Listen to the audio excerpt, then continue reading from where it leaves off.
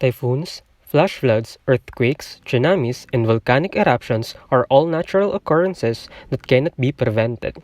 However, referring to the terrible effects as normal, such as death and damage, makes it look as if a greater number of fatalities and injury is unavoidable and out of control. So, what if I told you it's not out of our hands? That we could avoid and minimize the number of deaths and economic losses each year.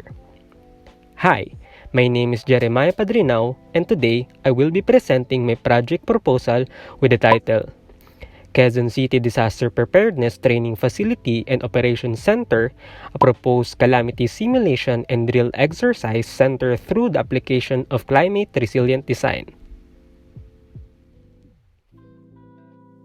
Natural disasters like typhoons, floods, earthquakes, volcanic eruptions, landslides, and fire are becoming more common in our country. Other crises include the siege of Marawi and a worldwide health crisis like the coronavirus pandemic.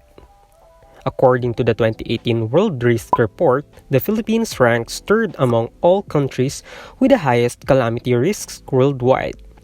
Multiple hazards affect at least 60% of the country's total land area, and 74% of the population is vulnerable to their effects. According to the World Bank, over 360 calamities have struck the Philippines in the last 30 years, killing 33,000 people and affecting 120 million people. Typhoons and floods are the most destructive in terms of social and economic damage, responsible for 80% of all deaths, 90% of the population affected, and 92% of overall economic damage. A proposed Quezon City Disaster Preparedness Training Facility and Operations Center will also provide responders and residents with a venue to practice and participate in simulations in preparation for a real-life disaster.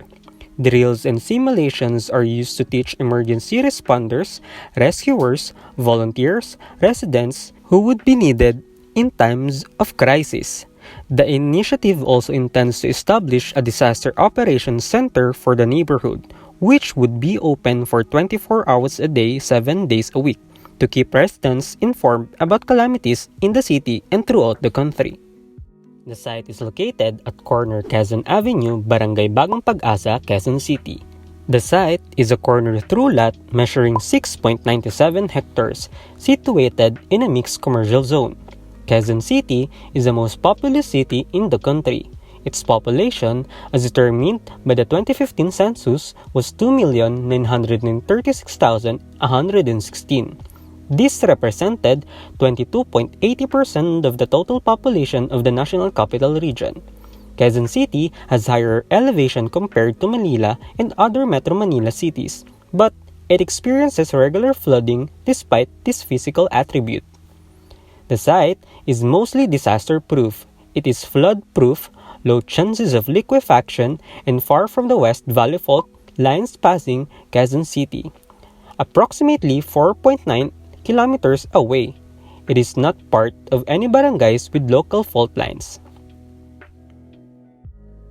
Primary users are identified according to the function and main use of the project.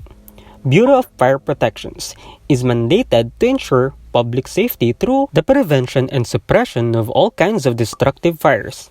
Philippine National Police provides safety to such persons by active patrolling during disasters. Armed Forces of the Philippines are not only involved in disaster response activities but also have constituted role in reducing vulnerability and exposure of communities. Philippine Coast Guard conducting maritime security operations, safeguarding of life and property at sea. Philippine Red Cross works with community partners to provide hot meals, snacks, and water served as shelters. Multiple complementary approaches and methodologies are used to develop and come up with a specific solution to give a cohesive answer to the project. The design concept, climate resilient design. As the Earth's temperature continues to rise, so does the amount of devastating natural disasters that may occur. Buildings need to be designed more resilient to extreme weather events. This is one of the most essential and crucial needs in our society today to protect and preserve the lives of the occupants that is going to use the structure. The project will adapt the concept of climate-resilient design to ensure the longevity of the structure and protect its occupants and users for the possible extreme weather events that may occur in the future. The designer conducted a thorough study on the site's climate status and evaluated the site's natural hazards risk both for the present and predicted climatic conditions. The form concept was derived from one of the most fascinating plants in the country, taro, or also known as gabi in our common language.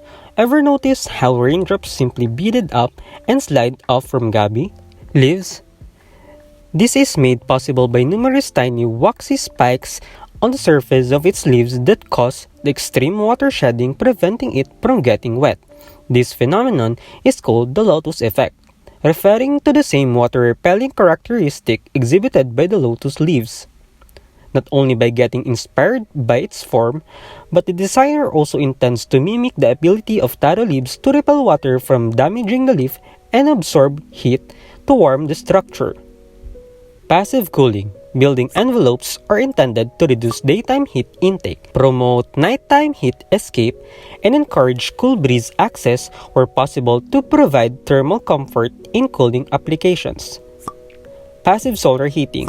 The purpose of passive solar heating is to trap the sun's heat inside the building's components and emit it when the sun isn't shining, all while sustaining a suitable room temperature. The structural concept of the proposed project is symmetry. Symmetry is a method of achieving order in design among all architectural and structural aspects, has great connections to stability. Being able to produce a structure with symmetry on its building envelope and shape will not only apply the design theory of symmetry but also affect its structural composition and integrity as well. In that case, symmetry can help develop and achieve the goal and objective of the study to propose a disaster-proof facility. To achieve the structural integrity, several systems are used to ensure that the project is structurally stable. Steel framing. Structural steel framing refers to the building frame systems in which the vertical and horizontal structural components are produced by a system of structural steel beams and columns. Steel's ductility helps the frame to absorb the damaging force of an earthquake. Seismic base isolation. One of the most common methods of shielding a structure against earthquake pressure is seismic base isolation, often known as base isolation or base isolation system. It is a set of structural features designed to disconnect a superstructure from its foundation, which is lying on the ground, and therefore safeguard the integrity of a building or non-building structure.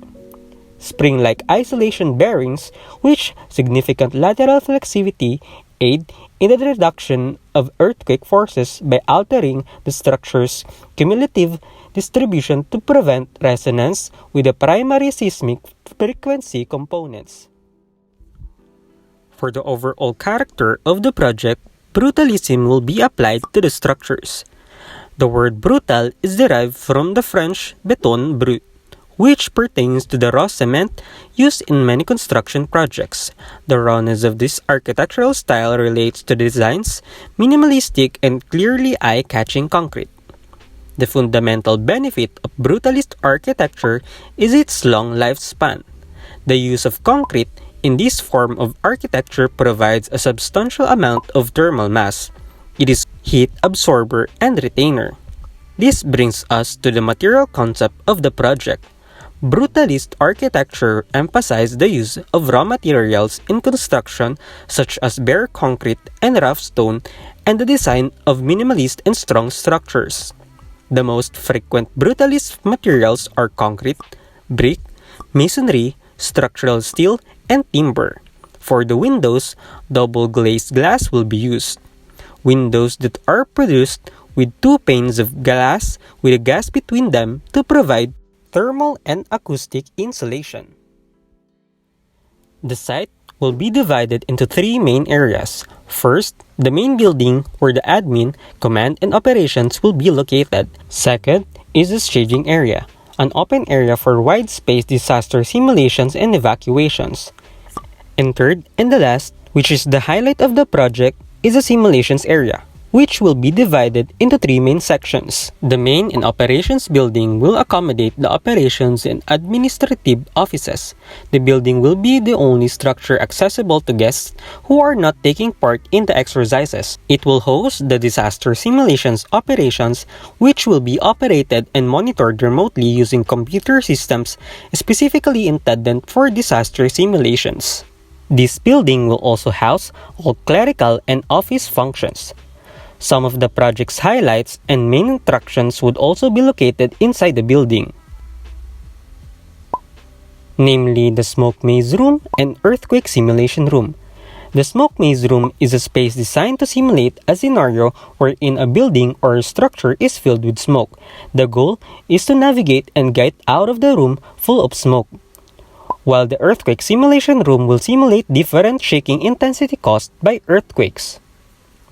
Multi-story building for trainings and simulations. There are two multi-story building for trainings and simulations that will be provided with a little bit of difference from each other. The buildings will be used to simulate different urban and structural disasters that can happen in the city. It will also imitate some of the most common structural problems that the existing structures in our country might have. The reason is to give more challenge to the simulation participants and let them familiarize with what they might encounter in the real scenario. Collapse building for trainings and simulations. The three collapse building that will be provided shall imitate the effect of different earthquake intensity in a building. The first shall portray the aftermath of a 5 to 6 earthquake magnitude. The second will be for 7 to 8 earthquake magnitude. And lastly, in the third, which is the worst, shall portray the aftermath of a 9 to 10 earthquake magnitude. This is to let the simulation participants grasp the different scenarios that may encounter depending on the scale of earthquake intensity. Collapse building for trainings and simulations 2. For earthquake intensities 7 to 8 magnitude. Collapse building for trainings and simulations 3. The worst shall portray the aftermath of a 9 to 10 intensity earthquake magnitude. 1 and 2 story flooded residentials for flooding simulations. Residential buildings that are fully furnished that will imitate an actual flooding disaster.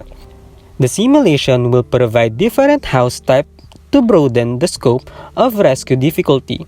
The houses will be partially to fully submerged depending on the flooding incident that is going to be simulated. 3-story flooded residential for flooding simulations.